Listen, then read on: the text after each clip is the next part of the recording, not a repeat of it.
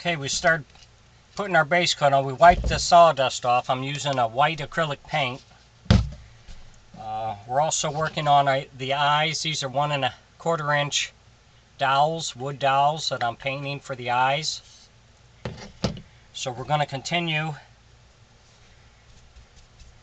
to get the head painted, and then we'll let it sit and dry, and then I'll take some 220 grit sandpaper and I'll lightly sand it down, and then I'll put another coat on to help further seal it.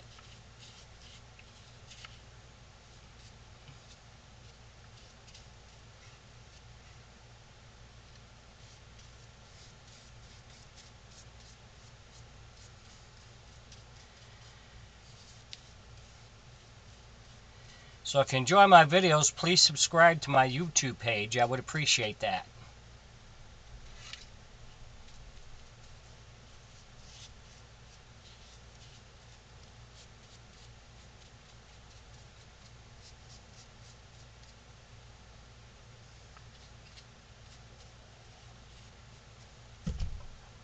So we're going to continue